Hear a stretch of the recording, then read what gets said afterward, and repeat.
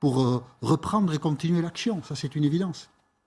Juste pour vous répondre, nous, quand on se présente... Sur le respect du suffrage universel? Non, d'abord, bien sûr, le suffrage universel, j'espère que tout le monde le respecte comme nous le respectons, ce qui n'a vraiment pas été le cas ces 10 dernières années. Voilà. Non, mais d'accord, c'est pas nous qui avons mis au placard le référendum de 2005 en faisant passer par la fenêtre ce que les Français avaient refusé par la porte. Ça, c'est la première chose. Donc le suffrage universel, on n'a pas de leçon à recevoir là-dessus. Ça, c'est la première chose. La deuxième chose, c'est que nous n'avons pas honte de nous présenter devant les électeurs avec nos couleurs. Nous y allons avec le logo du Rassemblement national et avec des listes d'union le cas échéant. Ce n'est pas le cas de tout le monde. Je ne sais pas si monsieur, comment s'appelle-t-il, à Perpignan, va se présenter sous Louis l'étiquette... Alliot ne se présente pas sous l'étiquette Rassemblement national. Oui, n'allez pas trop vite, ne généralisez pas trop le propos, d'accord, alors trouvez-moi une personne en France qui ne sait pas que Louis Alliot fait partie du Rassemblement national. Non, mais voyez, il n'aura pas le drapeau voilà, Rassemblement national. Parce que Louis Alliot est identifié comme tel. C'est contraire à ce que vous dites. Louis Alliot est identifié comme tel. Il n'y a pas une personne en France qui ne sait pas que Louis Alliot est le Rassemblement national. Voilà. Mais si. Mais non, ça tient pas. Alors pourquoi? D'accord. Alors le vote qui consiste à aller nulle part avec la République en marche, ça tient. Moi, j'ai assumé de dire qu'effectivement, sur ces scrutins-là, il ne fallait pas être dans une démarche trop politique. Il valait mieux être dans une démarche de rassemblement, une démarche citoyenne. Regardez, effectivement, le grand gagnant, c'est qui dans cette élection? C'est d'abord les listes sans étiquette, parce que c'est la demande de nos concitoyens. Nos concitoyens ne veulent pas forcément être sur une démarche trop politisée au niveau local. Ils veulent pouvoir travailler avec des gens avec qui ils ont une bonne entente, avec qui ils partagent des choses. Parce que c'est pas votre intérêt d'y aller de manière politique. La preuve, c'est que votre ministre de l'Intérieur a pris une circulaire qui veut effacer les colorations politiques à la demande des maires, monsieur Messia, je croyais que vous défendiez les petites communes et les territoires, la ruralité, etc. C'est tous les maires qui le demandent. Vous faites l'objet d'un rejet tellement massif que vous voulez effacer la coloration politique des maires dans les mairies de moins de 9 000 habitants pour pas faire apparaître le camouflet qui sera le vôtre au prochain élection. Non, parce que ces maires-là demandent ça depuis longtemps et qu'effectivement, il n'y a pas de raison de ne pas accéder à cette demande. C'est antidémocratique ce que vous faites. On n'a pas besoin de le faire. Je crois que la politique d'Emmanuel Macron maintenant apparaît au grand jour depuis 2 ans. On voit que depuis maintenant, ça fait quasiment 3 ans qu'Emmanuel Macron est au pouvoir. On voit que sa politique suscite un rejet massif des Français, puisque sur les à peu près 3 années de présidence, on aura connu plus de la moitié de colère sociale et de colère sociale violente. Il y a eu les semaines de gilets jaunes et maintenant, depuis quelque temps, il y a les jours de mobilisation du mouvement social contre les retraites.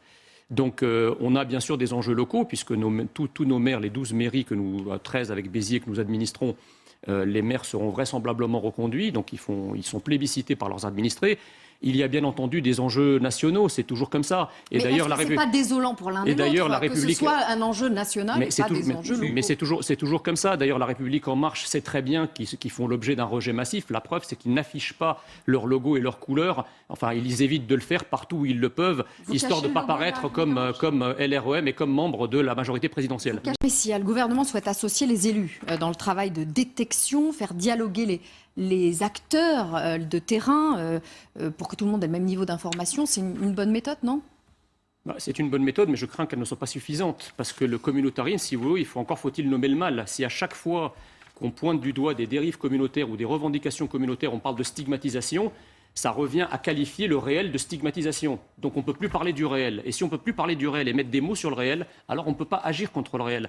Quand j'entends les déclarations de M. Taché par le passé, qui disait que le voile islamique, c'était exactement la même chose que le serre-tête versaillais, ou plus récemment, quand il disait que dans l'immigration, il n'y a absolument aucun fait de délinquance qui peut être signalé, je suis désolé, mais déjà, en partant de ça, on combat très mal le communautarisme. Le communautarisme se nourrit de 2 choses. Il se nourrit d'abord de l'immigration massive que le gouvernement ne veut pas arrêter, et il se nourrit d'une dérive communautariste que le gouvernement ne veut pas arrêter non plus. Donc en réalité, et puis il y a aussi le discours des élites, si vous voulez. Quand vous avez le président de la République qui compare la guerre d'Algérie, enfin en tout cas qui fait un parallèle douteux entre la guerre d'Algérie et la Shoah, quand le président de la République parle de crimes contre l'humanité commis en Algérie, ça ne donne pas envie finalement à tous les Français d'origine étrangère qui sont dans le pays d'aimer la France. Et la nature ayant horreur du vide, avec ces déclarations, on les rejette dans les bras des islamistes et des communautaristes.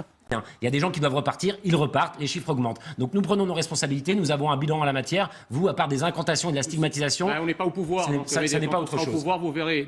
Ça, c'est la première chose. La deuxième chose, les reconduites à la frontière, arrêtez de plaisanter. Les reconduites à la frontière, c'est 11 ou 12 000 personnes sur 90 000 personnes de déboutés. 17 Donc arrêtez avec ça. Enfin, ça progresse un peu. progresse Mais je veux dire, 20%, ce qui n'a voilà, jamais donc c'est été même vu pas avant. un cinquième des gens qui sont déboutés. Ça, c'est la première chose. La deuxième chose, c'est qu'en France, quand on vient en France, c'est aux immigrés de s'adapter à la France. C'est pas à la France à s'adapter aux immigrés. D'accord ? Moi, quand je suis arrivé en France, j'étais immigré, j'ai été naturalisé à 20 ans. Je n'ai jamais, et j'ai aussi ma culture personnelle dont je suis fier. J'ai aussi ma langue personnelle dont je suis fier. Mais je l'impose pas aux Français, voyez-vous. Comment Je ça, imposer, je qu'est-ce que ça ne veut dire porte pas en bandoulière ma religion. Je ne porte pas en bandoulière ma culture d'origine. Quand on vient en France et qu'on acquiert la nationalité française, il faut que vous vous adaptiez au pays dont il faut porter la Qu'est-ce que ça veut dire, nationalité. ça, donc, Voilà. Ce pays n'a qu'une culture. Ce pays, exactement. Ce pays a une identité. Ça fait pays a rêver une attendez, la France du Front National. Ce pays a une identité nationale, mais au même titre que les autres nations du monde. Pourquoi Mais pas du tout, monsieur. Pourquoi vous parlez de laïcité, reconnaissez vous voyez bien que vous n'y comprenez rien. Pourquoi vous Une république reconnaissez une laïque, c'est tout le identité contraire de nationale à ça. l'Algérie Parlez pas en même temps. Pourquoi vous reconnaissez une identité nationale à l'Algérie, au Maroc, au Sénégal, à la Côte d'Ivoire, à tous les pays du monde, sauf à la France? Il y a des gens qui doivent repartir, ils repartent, les chiffres augmentent. Donc nous prenons nos responsabilités, nous avons un bilan à la matière. Vous, à part des incantations et de la stigmatisation, On n'est pas au pouvoir. ça n'est pas autre Quand on sera chose. au pouvoir, vous verrez. Ça, c'est la première chose. La deuxième chose, les reconduites à la frontière, arrêtez de plaisanter. Les reconduites à la frontière, c'est 11 ou 12 000 personnes sur 90 000 personnes de déboutés. 17 Donc arrêtez avec ça. Enfin, ça progresse un peu. progresse Mais je veux dire, 20%, ce qui n'a voilà, jamais donc c'est été même vu pas avant. un cinquième des gens qui sont déboutés. Ça, c'est la première chose. La deuxième chose, c'est qu'en France, quand on vient en France, c'est aux immigrés de s'adapter à la France. C'est pas à la France à s'adapter aux immigrés. D'accord ? Moi, quand je suis arrivé en France, j'étais immigré, j'ai été naturalisé à 20 ans. Je n'ai jamais, et j'ai aussi ma culture personnelle dont je suis fier. J'ai aussi ma langue personnelle dont je suis fier. Mais je l'impose pas aux Français, voyez-vous. Comment Je ça, imposer, je qu'est-ce que ça ne veut dire porte pas en bandoulière ma religion. Je ne porte pas en bandoulière ma culture d'origine. Quand on vient en France et qu'on acquiert la nationalité française, il faut que vous vous adaptiez au pays dont il faut porter la Qu'est-ce que ça veut dire, nationalité. ça, donc, Voilà. Ce pays n'a qu'une culture. Ce pays, exactement. Ce pays a une identité. Ça fait pays a rêver une attendez, la France du Front National. Ce pays a une identité nationale, mais au même titre que les autres nations du monde. Pourquoi Mais pas du tout, monsieur. Pourquoi vous vous parlez de laïcité, reconnaissez vous voyez bien que vous n'y comprenez rien. Pourquoi vous Une république reconnaissez une laïque, c'est tout le identité contraire de nationale à ça. l'Algérie Parlez pas en même temps, parlez pas. Pourquoi vous reconnaissez une identité nationale à l'Algérie, au Maroc, au Sénégal, à la Côte d'Ivoire, à tous les pays du monde, sauf à la France? C'est incroyable. Il y a deux choses qui sont incroyables, si vous voulez. Là, pour le coup, je suis d'accord avec vous. Tout le monde a le droit de critiquer une religion. Les gens qui insultent le christianisme ne subissent pas des menaces de mort et ne subissent pas des procès. Il y a deux choses, si vous voulez, qui m'étonnent dans cette affaire. La première chose, c'est le parquet qui décide d'ouvrir une enquête pour incitation à la haine raciale. J'ai appris ainsi Contre que elle, hein. oui, j'ai appris ainsi que l'islam était une race. Est-ce que l'islam est une race? C'est une incitation à la haine Voilà. religieuse. Non, raciale. C'est ce que c'est. J'ai lu quelque chose. Enfin, peu là-dessus, importe. faudrait- Mais peu raciale, importe, non, hein. raciale, c'est une incitation à la haine religieuse. à la haine raciale. Oui, mais ça n'existe pas, ça. L'ouverture de l'information. Incitation à la haine Ah, si, il y a religieuse, des c'est un gens qui sont blasphème. condamnés, hein. C'est un Non, blasphème. non, non, Et non. elle n'a pas attaqué, et là je rejoins ce que disait M. Taché à l'instant, elle n'a pas attaqué une communauté, elle a attaqué une religion. On aurait dit la même chose du judaïsme ou du christianisme, on n'aurait pas eu la même réaction. Et la deuxième chose qui est beaucoup plus inquiétante dans cette histoire, c'est la réaction du délégué général du CFCM. Abdallah Zekri. Abdallah Zekri, qui est quand même le représentant de l'islam dit modéré, un représentant républicain, qui dit au fond sur Sud Radio et sur d'autres chaînes, cette jeune fille n'a que ce qu'elle mérite. Il efface volontairement la frontière entre ce qui relève de l'islamisme et ce qui relève de l'islam et porte un très grand tort à la communauté musulmane. Abdallah Zekri, le délégué général du CFCM, doit aussi prendre ses responsabilités mais bon. et Justement, condamner Jean les Messia. menaces de Mais mort, nous sommes être d'accord. Jean Messia. responsable, avoir un discours Bien sûr. responsable et ne pas attiser la haine pour le Jean coup, parce que c'est Messia, ce qu'il fait. Ce qu'il a dit est Concernant les inqualifiable, propos, évidemment. justement. Parce que des adultes, dans le débat politique, on ne peut pas dire de l'islam que c'est une religion de haine. Parce que si l'on dit cela de l'islam, l'islam est une religion de haine, alors il faut interdire l'islam sur le territoire français. Mais on a, on a le droit de le penser. Et je crois que attendez, c'est personne ne le incroyable, dit. ça. Et je pense que vous ne C'est pouvez pas comme, le dire. hein. c'est comme Si vous et dites... est-ce qu'on a le droit de dire Jésus est pédé et de le chanter sur une radio Non, publique c'est totalement Voilà. déplacé. Si Il vous a dites... pas reçu des menaces de mort, le Mais gars. j'essaie- Quelqu'un qui tue une femme en criant Allah Akbar, il la torture, il la défenestre, Ah non, c'est horrible. et ensuite on nous dit que comme il avait schnouffé, il est irresponsable, donc il ne pourra pas être emprisonné, et en même temps, comme il ne souffre pas d'une pathologie de longue période, il ne sera pas non plus hospitalisé, donc il sera libéré. L'exacerbation du bug dans le logiciel idéologique qui gouverne la France depuis 40 ans, où on avait prétendu que le seul racisme et le seul antisémitisme venaient de légions d'extrême droite qui défilaient avec des uniformes nazis avec des croix gammées. Or, il s'avère que depuis une vingtaine d'années, le principal vecteur de l'antisémitisme, c'est l'islamisme.